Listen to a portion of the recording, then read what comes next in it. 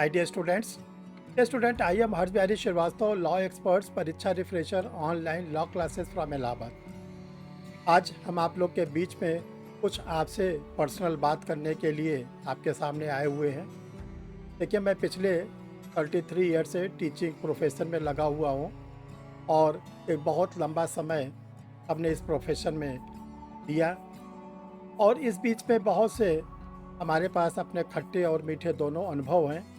लेकिन जो अभी 2-3 दिन पहले दिल्ली में घटना घटी कोचिंग इंस्टीट्यूट में, उससे मुझे अंदर से बहुत ही ज़्यादा झकझोर दिया गया है। जो सबसे बड़ी समस्या है कि कोचिंग संस्थानों का ये जो धन पशु के रूप में, एक मशीन के रूप में स्टूडेंटों से केवल क्या किया जा रहा है, धन की वसूली की जा रही है। ये बहुत ही निंदनीय कार्य है, बहुत ही घृणित कार्य है।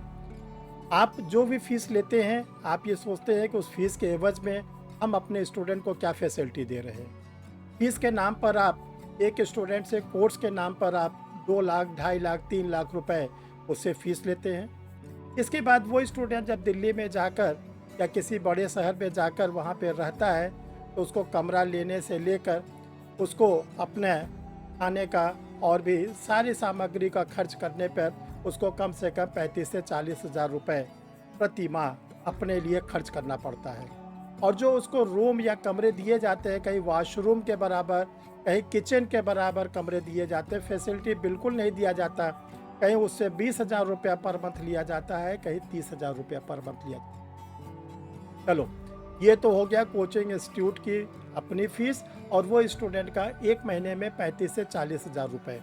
अब ज़रा आप सोचिए कि जो 3 लाख रुपए इंस्टीट्यूट को फीस दिया है, इसके बाद 35 से 40 हज़ार रुपया वो पर मंथ अपने गार्जियन से ले रहा है। अगर वो 2 साल भी दिल्ली जैसे शहरों में रहा तो 2 साल में 8 लाख रुपए तो उसने अपने ऊपर खर्च किए, 4 लाख रुपए उसने कोचिंग इंस्टीट्यूट वगैरह को दिया।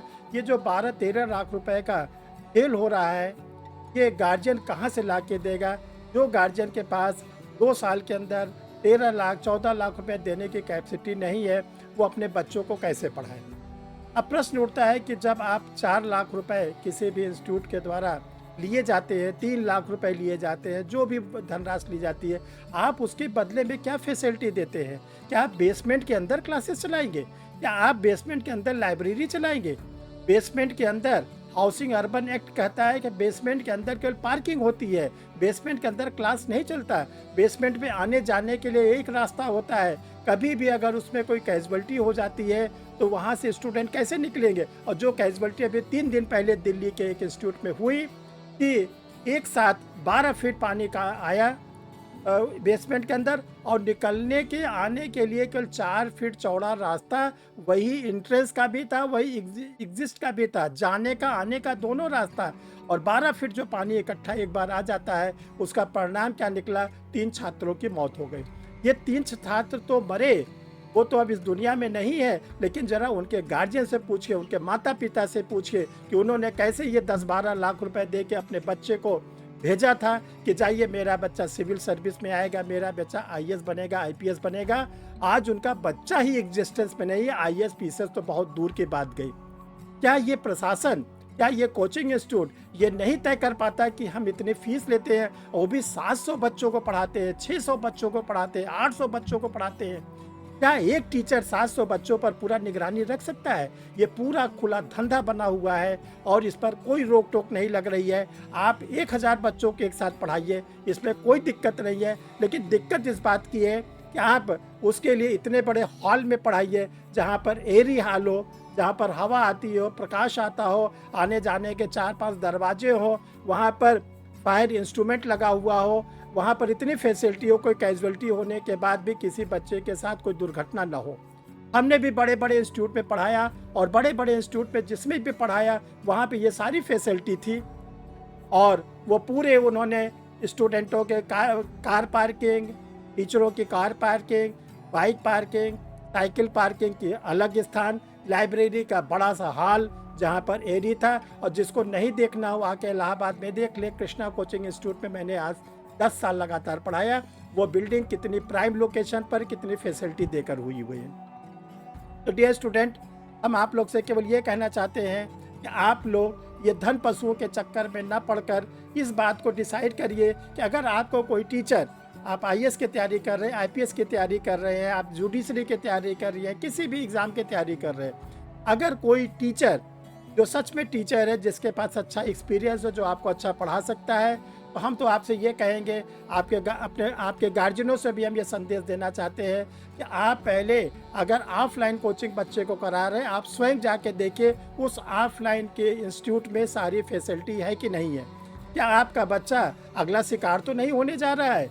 अगर आप बिल्कुल संतुष्ट हो जाते हैं कि कोचिंग इंस्टीट्यूट बहुत अच्छा है, वहाँ पे सारी फैसिलिटीज़ है, 700-800 बच्चे जो पढ़ते हैं उनके लिए प्रॉपर हॉल है, कोई बेसमेंट के जगह पर न तो लाइब्रेरी चलती है, न तो वहाँ पर कोई क्लासेस चलती है, तब तो आप एडमिशन लें। और नहीं तो आपको विकल्प के रूप में बता दे रहे हैं, आईएएस की सारे इंस्टीट्यूट, अब बड़े बड़े इंस्टीट्यूट भी ऑनलाइन क्लास लेते हैं। ऑनलाइन मोड पर भी आप अपने बच्चे को एडमिशन दिलाइए।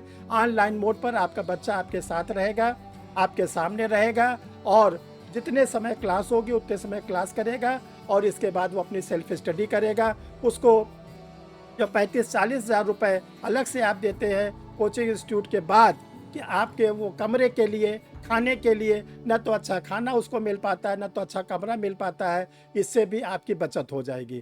तो ये हम गार्जियनों से विनम्र अनुरोध करना चाहते हैं कि आप इस दौड़ में मत भेजिए कि वहाँ से 30 आईएएस ऑफिसर हो गए। अरे आपने अगर 25,000 30,000 स्टूडेंट वहाँ पर पढ़ रहे हैं, उसमें से अगर 100-50 बच्चे हो गए तो कौन सी बड़ी आपने काबिलियत पाली है।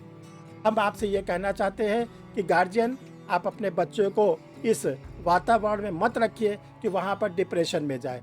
आपको पता होना चाहिए कि जो बच्चे सेलेक्ट हो गए वो तो ट्रेनिंग इंस्टीट्यूट चले गए, उनकी पोस्टिंग हो गई, वो तो अपने प्रशासनिक पद पर, न्यायिक पद पर आ गए। जो बच्चे नहीं होते वो डिप्रेशन में आ जाते हैं, हीन भावना से ग्रस्त हो जाते हैं, फिर वो न तो घर के वापस आ पाते हैं और न ही कोई छोटी मोटी नौकरी में आ पाते हैं। इसलिए इंस्टीट्यूट ज्वाइन कराने से पहले गार्जियनों से निवेदन है, स्टूडेंटों से निवेदन है, इंस्टीट्यूट को देखकर समझकर आप तब ज्वाइन करिए जिसमें आपके जान का भी खतरा न हो, और साथ साथ आपके कैरियर वहाँ पे संवरने का पूरा मौका मिलता हो, तब आप वहाँ पे ज्वाइन करें। क्योंकि ये जो घटना घटी है, ये बहुत ही दर्दनाक घटना है। उन माता पिता के कष्ट को मैं समझ रहा हूँ, मैं भी पिता हूँ, मैं समझ रहा हूँ कि उन माता पिता पर क्या बीत रही होगी जिन्होंने अपने संतान को खो दिया। अब तो उनके संतान उनको मिलेगी नहीं, और जिस ड्रीम के लिए, जिस सपने के लिए उन्होंने भेजा था, वो सपना भी पूरा नहीं हुआ। बहुत ही दुखद घटना है। इसके लिए हम चाहेंगे कि देखिए, जो हमने आपको वीडियो भेजा है, ये हमारी अपनी व्यक्तिगत पीड़ा है जिसको हमने आपके सामने रखा। हम गार्जियनों के साथ भी हैं, उन बच्चों के भी साथ है। हमारा तो 24 घंटे में से 15-16 घंटा अपने स्टूडेंट के ही साथ बीतता है। वो हमसे राय मशविरा भी करते रहते हैं, क्लास भी लेते रहते हैं। तो हम तो स्टूडेंट को बहुत नज़दीक से जानते हैं कि उन लोग की पीड़ा कितनी होती है। एक तरफ तो बेरोजगारी का उनके ऊपर लेबिल लगा रहता है, उम्र बढ़ती जाती है, उसके साथ ऐसी घटनाएं, दुर्घटनाएं अगर उनके साथ होती है तो ये बहुत ही निंदनीय है। जो भी ये वीडियो में बातें कही गई, आप लोग अगर मेरी मत से समर्थन आपको रखते हैं, आप हमारी बात को अगर ओके करते हैं, आप हमारी बात के साथ हैं, तो कमेंट बॉक्स में ज़रूर लिखिएगा। क्योंकि देखो, आवाज़ उठानी हम लोगों का क्या है, विधिक अधिकार है, नैतिक अधिकार है, एक सच्चे नागरिक का रूप में, और वो भी लॉ के टीचर का, जो कानून को ही केवल पढ़ाता है। अगर वो आवाज़ नहीं उठाएगा तो आवाज़ कौन उठाएगा? तो इसलिए ये आवाज़ हर गार्जियन के कान में जानी चाहिए। आप लोग इस वीडियो को ज़्यादा से ज़्यादा शेयर कर दीजिएगा, ताकि हर गार्जियन के कान में ये आवाज़ चला जाए कि एक बहुत ही अनुभवी टीचर हैं, उन्होंने क्या सजेशन दिया है। हो सकता है ये गार्जियन के लिए बहुत ही उपयोगी हो, और वो जो चीज़ संभावित है, उस संभावित चीज़ से रुक जाए। धन्यवाद।